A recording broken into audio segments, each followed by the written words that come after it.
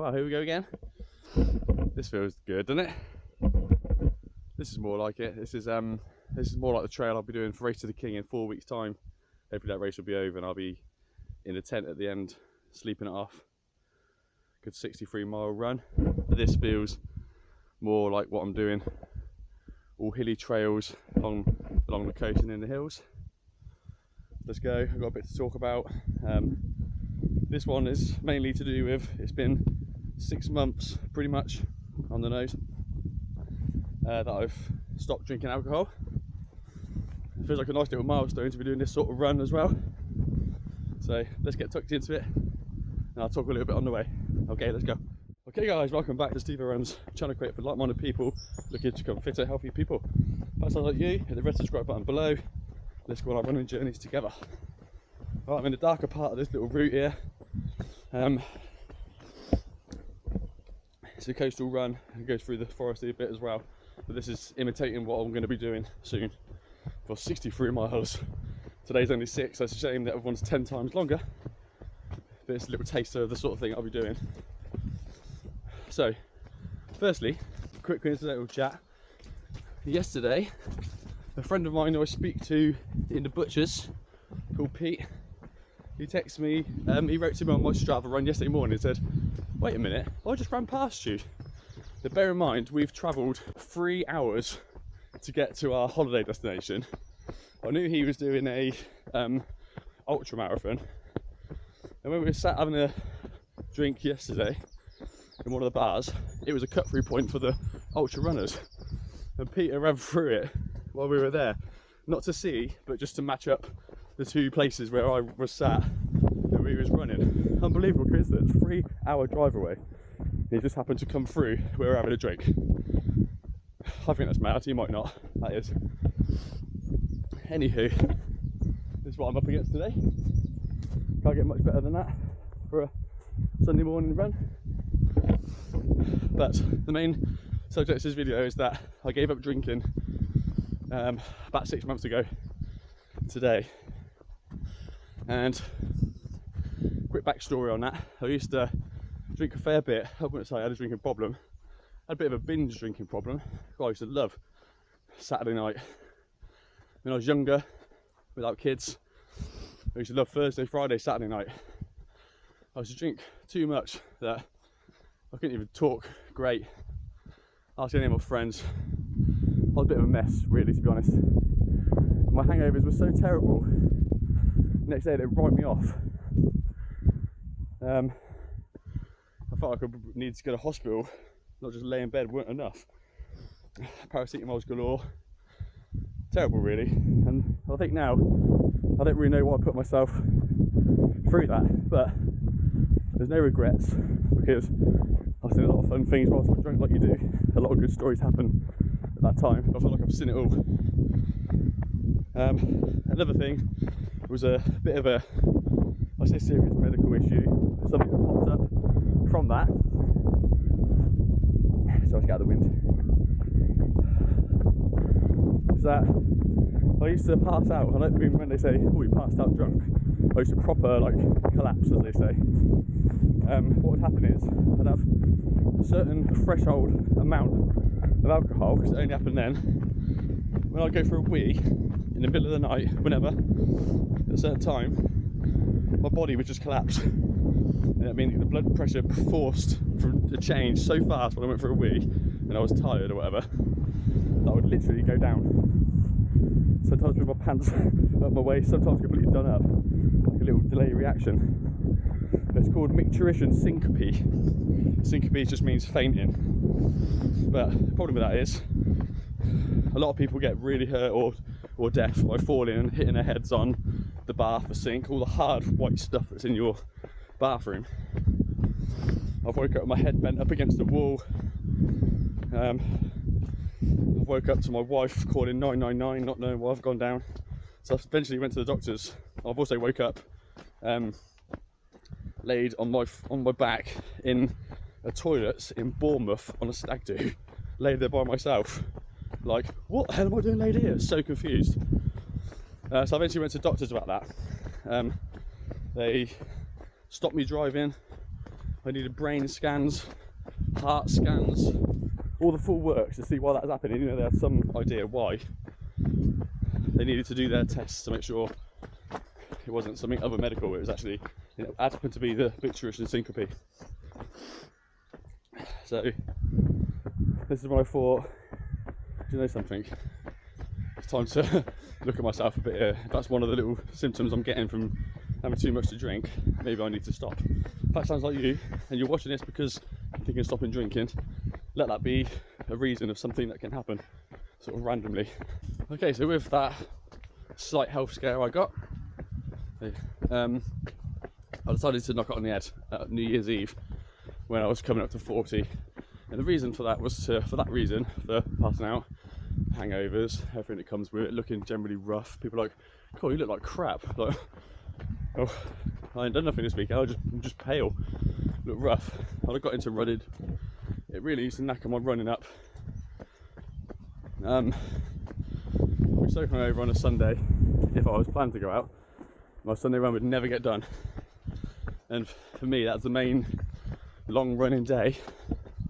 Saturdays I work, so I don't get to get it then. But I decided to stop to see if it made a difference to my life, and see if my life was worse for stopping. I'd probably have no problem going back. Oh, it's hills. But I thought I'd do this year, just for 1 year, unless it goes well, to see how bad my life was without alcohol. Now I've had a few little testers. I'm probably coming up to the time of the year where it's going to get hard because of summer, barbecues, general nights out when it's warm, and you don't feel like staying in. This weekend's been particularly hard. I've been at a sort of haven campsite with the kids and loads of friends. They're all drinking.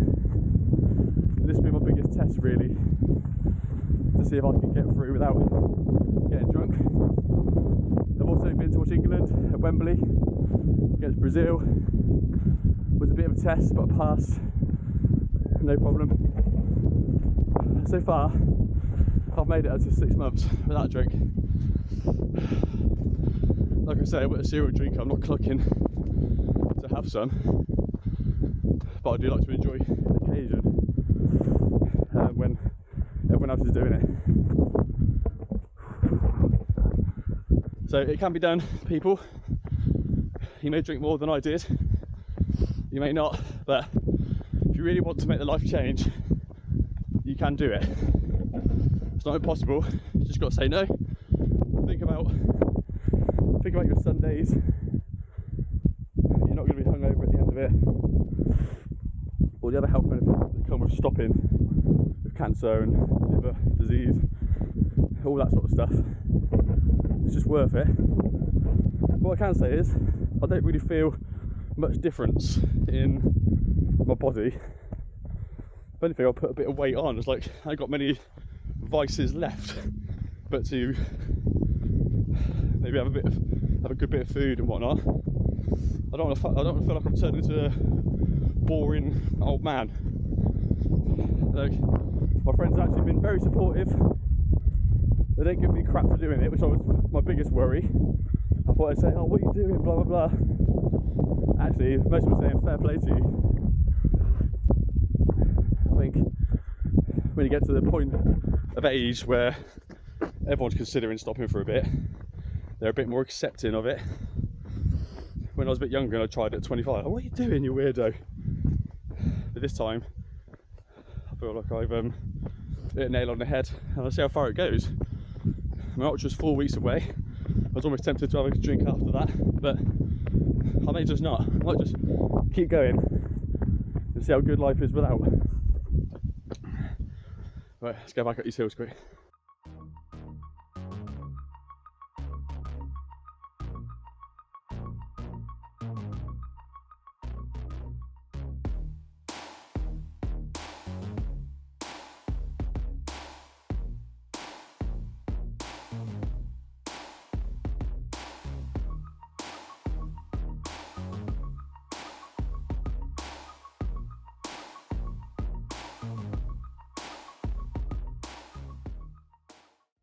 Oh my, oh my.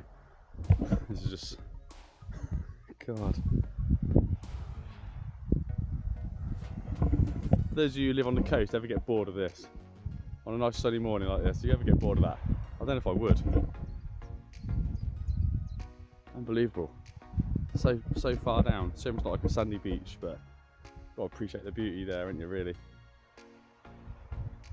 It's actually been quite an eye-opener to the obstacles I'm going to face on the ultra, because the second half, after the 30-mile mark, you get back to base camp and then you basically set up to go again. The second half looks really hilly like this and more coastal, and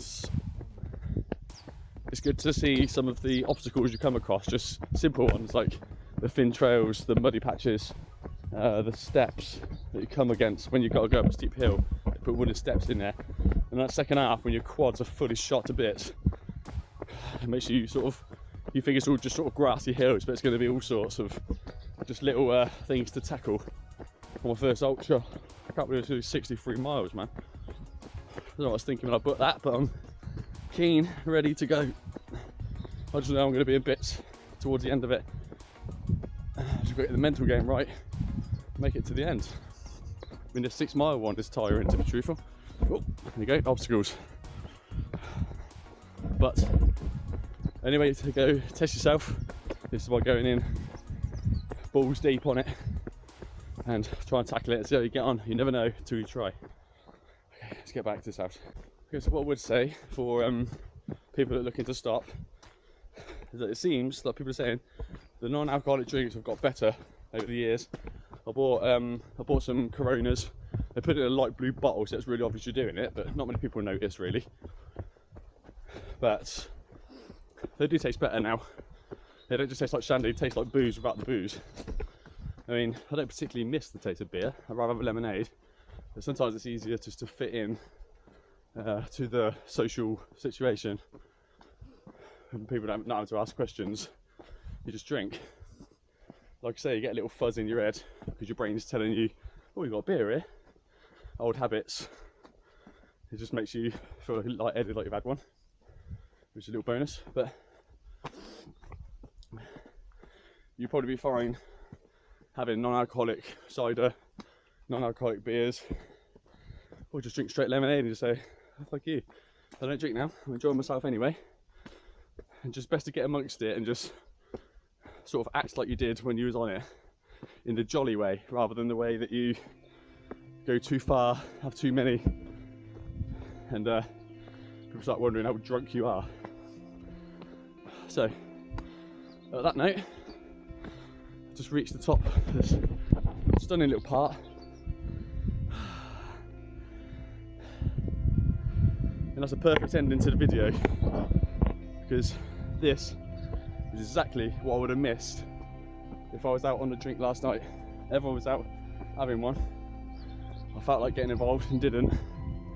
And this is like my rewards for just not doing it.